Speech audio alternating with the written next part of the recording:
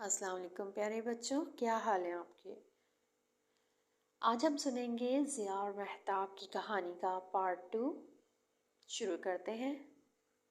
सरबराह ने बूढ़े को इसकी लंबी सफ़ेद दाढ़ी से पकड़ा और गरजते हुए बोला, मैं जानता हूँ कि यहाँ एक लड़का है और मेरा हुक्म है कि उसे बाहर लाओ और जल्दी करो। इसने अपनी तलवार बूढ़े के सर पर तान ली इससे पहले कि वो वार करता। ज़िया लकड़ियों के दरमियान से बाहर आया और सरबराह का तलवार वाला हाथ पकड़ लिया। ओहो, सरबराह ने लड़के से कहा, तो तुम यहाँ हो, आखिर मिल ही गए।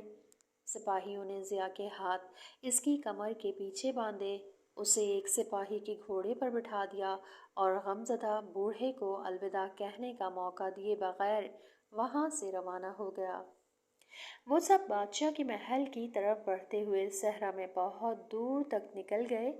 अचानक सरबराह को याद आया, उसे बताया गया था कि गार में बूढ़े के साथ 2 लड़के रहते हैं।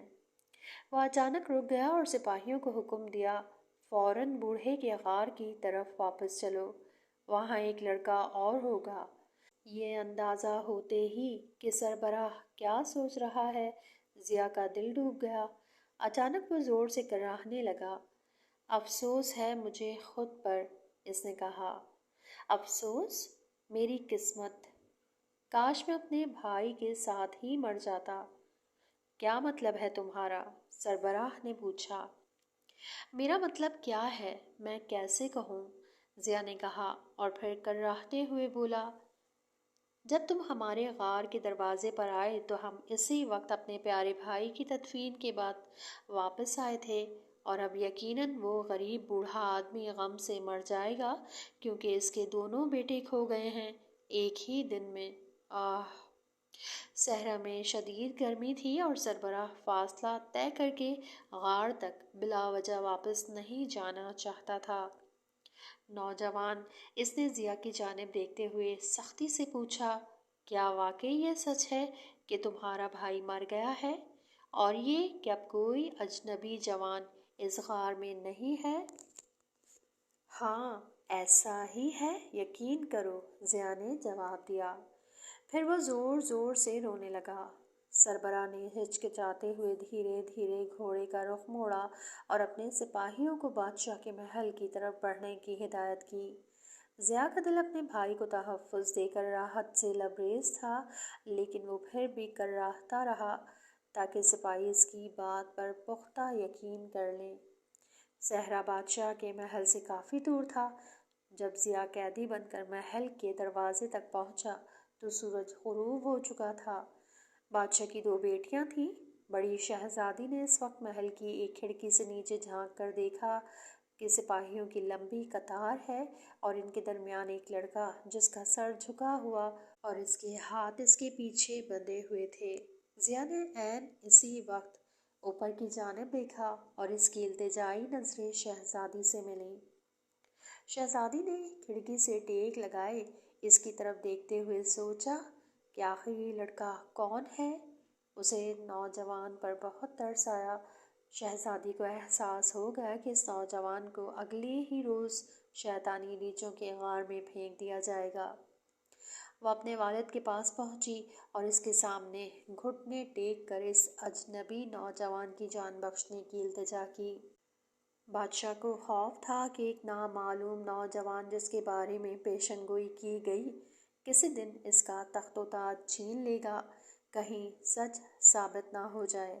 अब इसकी बेटी इस अजनबी नौजवान को रिहा करने के लिए मिन्नत और समाजत कर रही थी।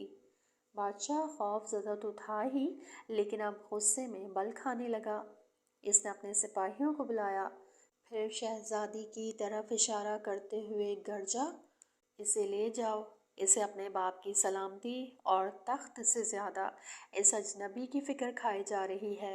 इसे भी तहखाने में डाल दो और कल 2 मजबूत बोरियां ले आना।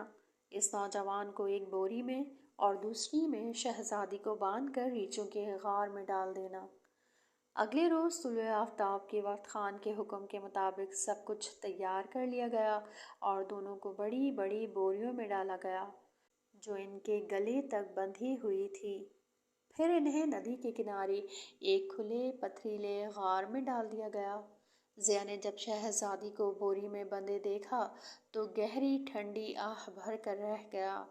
افسوس، ضیا نے کہا، میں مر جاؤں اس سے کیا فرق پڑتا ہے، میں ایک مفرور اجنبی ہوں، لیکن ہائے افسوس کہ تم شہزادی ہو کر بھی مفت میں اپنی جان گنواؤ گی۔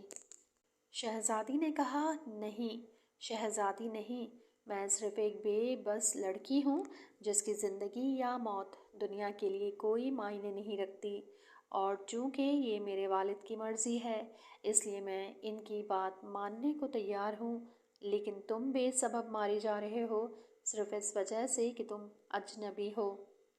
ریچھ قریب آ کر ان کی باتیں سن رہے تھے۔ ان کے سردار کا دل ان کی باتوں سے نرم ہو گیا۔ وہ اپنے ساتھیوں کی طرف متوجہ ہوا۔ ان دو انسانوں کی بے بسی پر مجھے بہت ترس آ رہا ہے۔ اگر انسانوں کے دلوں میں اتنی اچھائی اور ہمدردی ہے تو میں پھر کبھی انسان کا گوشت کھانے کا نہیں سوچوں گا۔ باقی دو نے بھی اپنے سردار سے اتفاق کیا۔ غار میں داخل ہوتے ہی انہوں نے دیکھا کہ دونوں ان کو دیکھتے ہی خوف سے سفید پڑ گئے ہیں۔ ریچھوں کے سردار نے پکارا، ڈرو نہیں انسانوں، ریچھ اتنا ظالم نہیں ہوتا جتنا لوگ سمجھتے ہیں۔ ہم تم دونوں کو مار کھانے نہیں بلکہ آزاد کرنے کے لیے آئے ہیں۔ ہمیں دشمن نہیں بلکہ دوست سمجھو۔ آزاد ہونے کے بعد شہزادی اپنے والد کے پاس واپس چلی گئی جو غم و ندامت سے مغلوب تھا۔ اب اس کا غصہ ٹھنڈا ہو گیا تھا۔ اس نے پیشن گوئی کی پرواہ نہیں کی، خود کو حالات کے حوالے کر دیا۔ ضیا تیزی سے صحرا میں غار کی طرف لوٹ گیا تاکہ نیک فطرت بوڑھے اور اپنے وفادار بھائی مہتاب کی پریشانی اور فکر کو ختم کر سکے۔ کچھ ہی دنوں بعد بادشاہ نے بوڑھے اور دونوں بچوں کو اپنے محل میں بلوایا اور ایک انتہائی شاندار تقریب منعقد کی جس میں اس نے اپنی شہزادیوں کی شادی کا اعلان کیا۔ ضیا کی شادی بڑی شہزادی سے ہوئی اور مہتاب کو چھوٹی شہزادی کی صورت میں دلہن مل گئی۔ جس پیشن گوئی سے بادشاہ اتنے عرصے سے خوف زدہ تھا وہ سچ ثابت ہوئی، لیکن اس کی توقع سے بالکل مختلف انداز میں۔ اس نے واقعی اپنا تخت اور تاج ایک اجنبی لڑکے کے ہاتھ میں کھو دیا تھا، لیکن اس نے یہ سب اپنی مرضی سے ضیا کے حوالے کیا کیونکہ وہ اپنے داماد سے بہت لگاؤ محسوس کرنے لگا تھا۔ وہ بوڑھا ہو چکا تھا اور زندگی میں اس سے بڑی کوئی خواہش نہیں تھی کہ وہ اپنی بڑی بیٹی اور داماد کو سلطنت پر حکمرانی کرتے ہوئے دیکھے۔ بادشاہ نے جلد ہی ضیا کے والد سے ملاقات کی اور انہیں اپنے دو پیارے کھوئے ہوئے بیٹوں کے لیے پریشان حال پایا۔ اس کی بد فطرت بیوی کچھ عرصے پہلے مر چکی تھی۔ یوں ایک باپ کو اپنے دو نوجوان شہزادوں کے ساتھ زندگی گزارنے کا موقع مل گیا تھا۔ یوں سب لوگ ہنسی خوشی زندگی بسر کرنے لگے تھے۔ تو یہاں یہ کہانی ختم ہوئی اور ہمیں کامنٹس میں ضرور بتائیں کہ آپ کو یہ کہانی کیسی لگی، اور چینل کو لائک اور سبسکرائب ضرور کریں۔ اللہ حافظ۔